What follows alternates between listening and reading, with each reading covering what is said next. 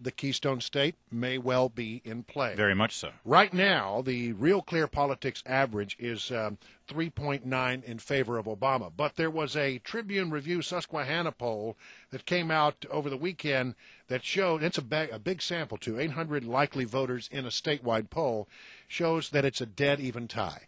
Senator Rick Santorum is now on the line. It's fortuitous that we have you here, Senator Santorum, because you are, of course, from the Keystone State. You know this as well as anybody.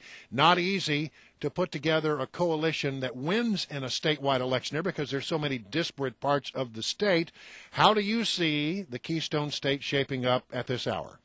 Well, let's just give you a rundown. Pennsylvania has 1 million more registered Democrats and Republicans.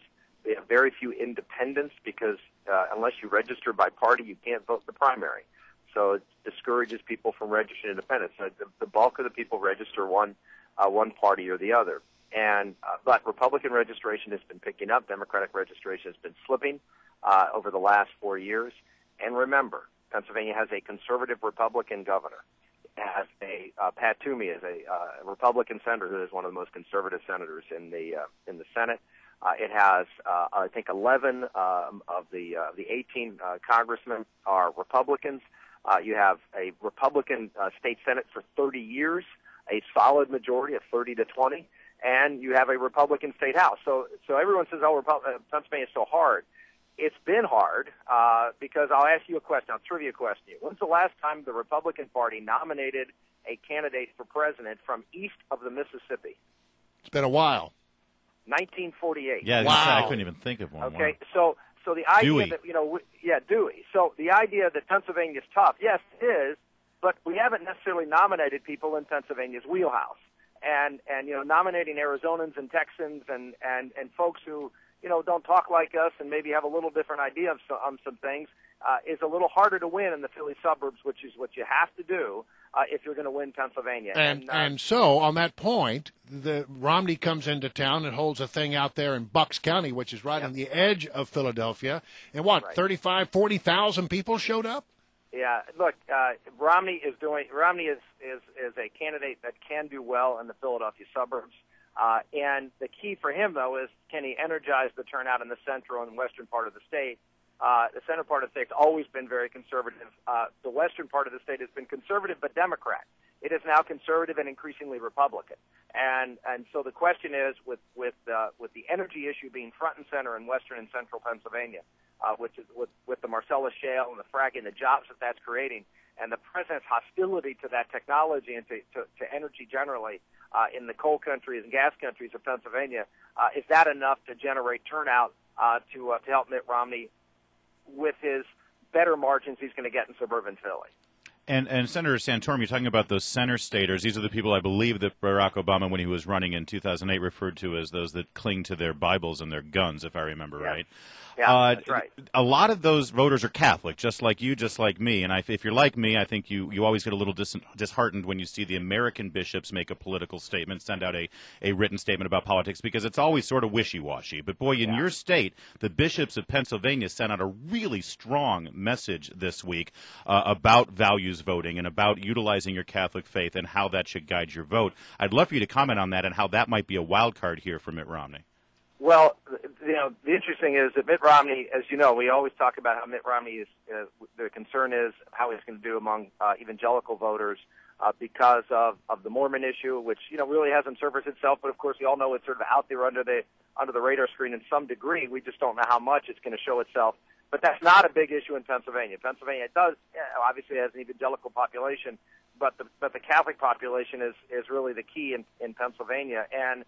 And you're right. We have a very, very strong bishop in Philadelphia now. He's soon to be cardinal in Philadelphia, and he is the one that is really leading the charge on this. And he's one of the great bishops in the country. This is Bishop Chaput, right? Who used to be in Denver.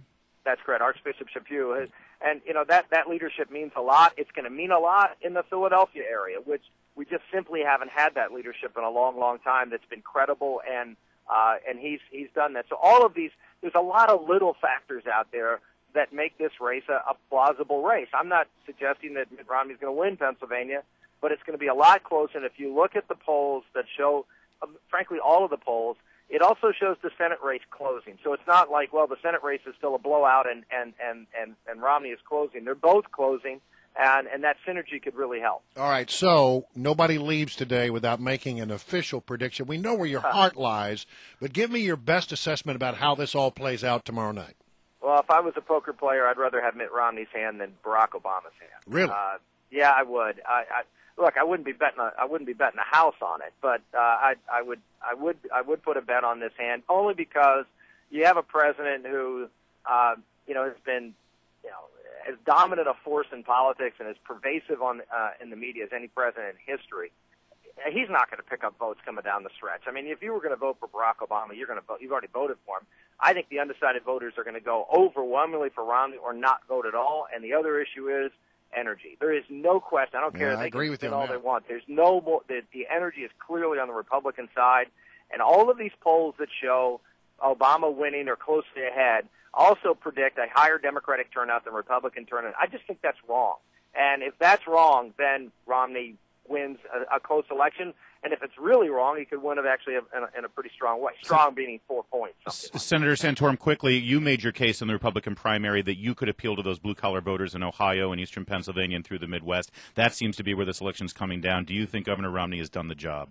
Well, I mean, I go back to the point I was making earlier, that in Pennsylvania, appealing to more moderate Republicans in the suburbs is actually as, if not more important to win Pennsylvania than appealing to the blue-collar workers in western Pennsylvania. And that is not the case in Ohio. That's the interesting dynamic here. That's why Pennsylvania can be more in play and actually is competitive.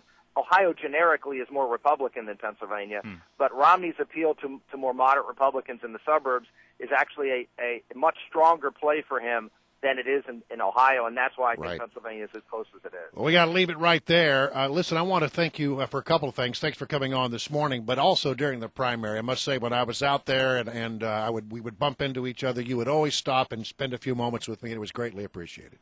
Well, you're a good man, and I live here in the Washington area most of the time these days, so I listen to you guys in the morning. You do a great job, and it's great to be on the radio with you. All right. Well, thank you, Senator Santorum. Good to talk.